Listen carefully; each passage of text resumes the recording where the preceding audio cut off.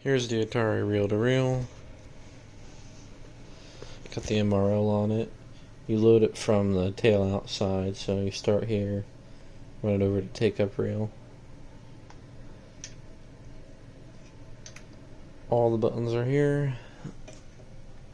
This button is 3D printed, as is this button right here as well. But they fit perfectly. They don't pull off. Even if you try to pull up on it, it won't come off. It's press fit. All of it was done very carefully. They all work. There's play, stop, fast forward, stop, rewind, stop that. Come over here to the memory. I already reset it at 0 point, so well, try that. Passed by a couple seconds. Hit it again, and it's right back to 0. Here's your Q lever. You can see this is a little bit loose. It's really in good shape. These prongs just broke off. You can tack it in place if you want with glue or something. Same thing with this guy. You can't even tell when the machine's running. It's really in good shape.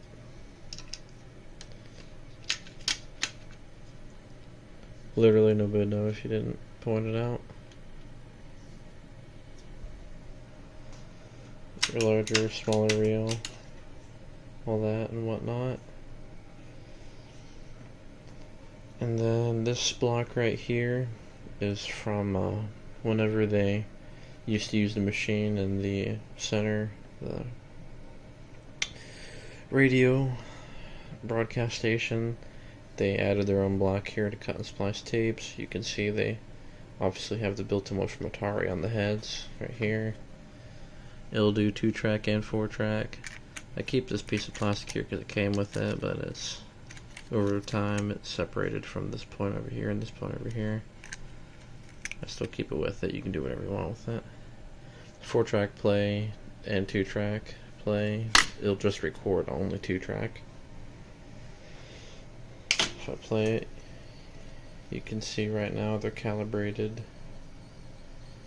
pretty evenly on scale.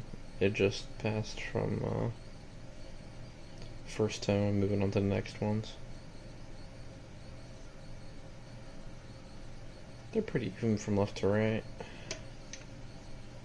You can fast forward and then pull up somewhere to check it with the Q.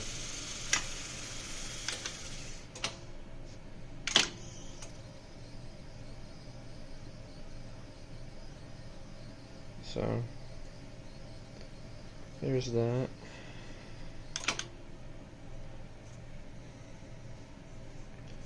Take it back to the memory mode, back to 0.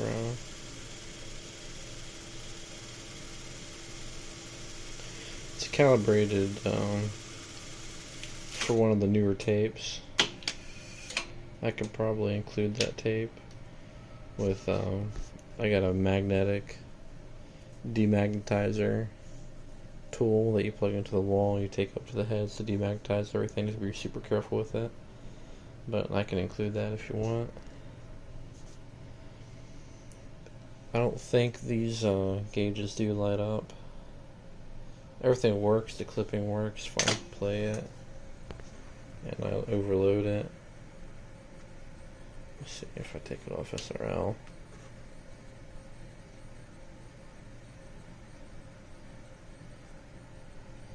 Yeah. Here we go.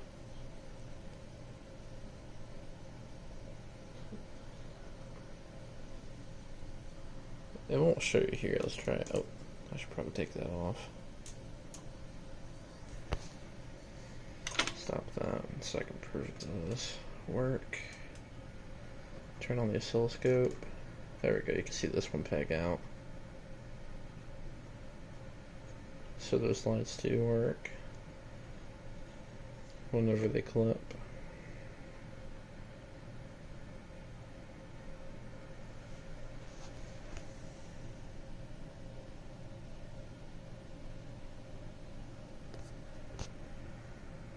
Definitely make sure not to record over the MRL, because that could be very bad.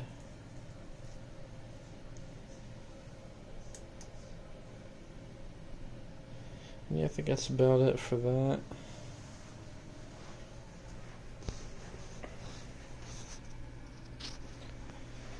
The only thing I don't think I mentioned is I know this connector is a little bit snapped. It must have happened during one of the times I moved it. And there's a ground wire connected to one of these pins. There's one down there too that broke off at some point. May have been added from the station, or could have been from factory, not sure, but it didn't really look like it was factory. If you wanted to, I left ends there so you could solder new wire onto it. Besides that, everything works good. You can come here and check it out in person and test an actual regular reel on it that's not an MRL to get a good idea of what it should look like and sound like. Sounds really good. I've never really had any issues with it, so just let me know.